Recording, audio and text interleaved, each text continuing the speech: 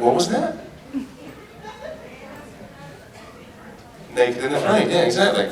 That is the episode we're talking about, isn't it? The ultimate revenge for Dan. Sorry? I can't think, that's why I keep pretending as people say something. It's a good tactic. What did you say? The ultimate revenge for Dan. Oh God, I don't know. I think for Dan to say, I'm sorry, Lucifer, and I love you, to get him into that space would be quite cool. To get him to grovel to me. That would be the ultimate revenge, for sure. But that I have to tell you, that murder board, obviously it was Lucifer's murder board, but I've got to tell you, the props department at Lucifer had a field day writing that. They were like just told to go crazy, and when I saw it, I was like, this is genius. Anyway, thank you. Thank you. I was going to say, though, you got a really cute laugh. I've got a really cute one. I thought that's what you said.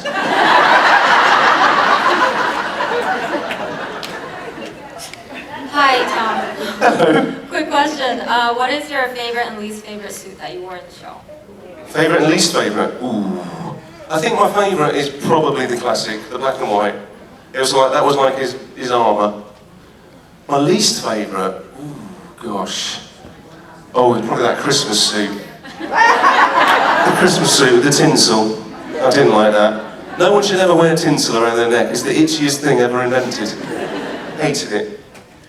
Does that answer your question? What was your favourite suit?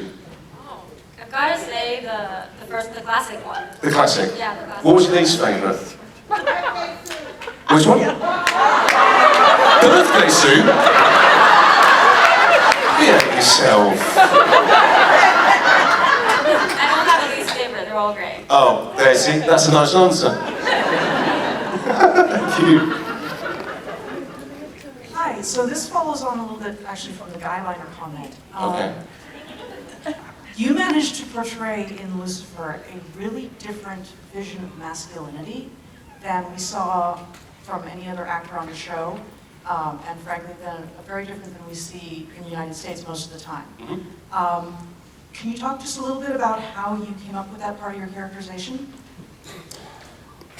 Yeah, I mean, you know, Lucifer's sexuality was something that we touched on, and it's a very fluid thing. I think the concept of, you know, sexuality is a very human thing, and Lucifer was above that, and he's just a sexual being. So there's that. The sort of atypical alpha male that you see on TV and film and stuff, I felt like I could do all that, but I didn't have to play the tough guy, if you know what I mean. I think that there were elements of the character when I first read it, and I've said this before, that they reminded me of like an Oscar Wilde character or a Noel Coward character. If you know anything about those plays and those characters, is that they have a distinct frivolity to them. And I really wanted to bring that to Lucifer, because he's flowery with his words, and he's a bit of a dandy at times and things like that. And I thought that was an opportunity to do that. I don't think, if I just come on and played a tough guy, it would have been really boring. And this was an opportunity to show that you don't need to be a tough guy to be a tough guy. Nailed it! Thank you. We have time for one more question. Hello, is it that eyeliner? So I just wanted to ask, did you enjoy doing the show Rush, and do you think there's a chance you could ever come back? I did. I had a brilliant time doing Rush. Oh, I love that show.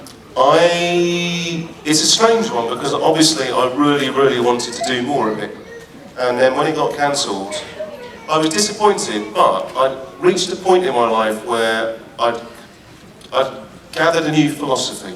And that philosophy was, most of these decision-making things are out of my hands. So all I can do is my job and try and do it the best I can do it. So I worked really, really hard on that show to try and make it the best it could be and bring everything I could to the table. And so when it was cancelled, yes, I was disappointed, but I didn't feel like it was cancelled because I let myself down, or I wasn't good enough, or anything like that. I just thought, well, it's just, you know, it wasn't the right time, whatever. That being said, I don't think I would have got the part of Lucifer had I not played Rush. Right. Because it basically brought me to the attention of people at other places. And so when the Lucifer job came up, I still had to audition for it, but because I had Rush in the bank and people had seen me do that, they really believed that I could lead a TV show. So, will it ever come back? I don't think so, unfortunately. I think also that show wouldn't get made now. Times have changed, you know, and I think it's not something that would get picked up by a network at the moment. Thank you so much. Thank you so much. And thank you, Tom. Thank you very much, you lovely people.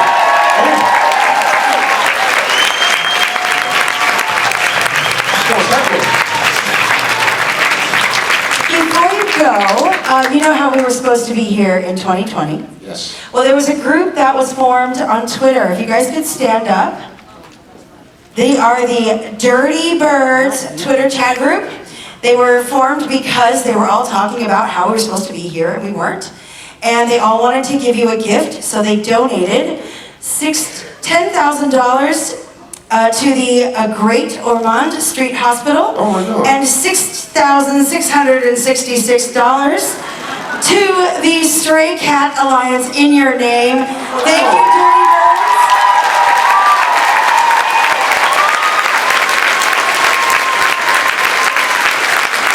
Oh my God.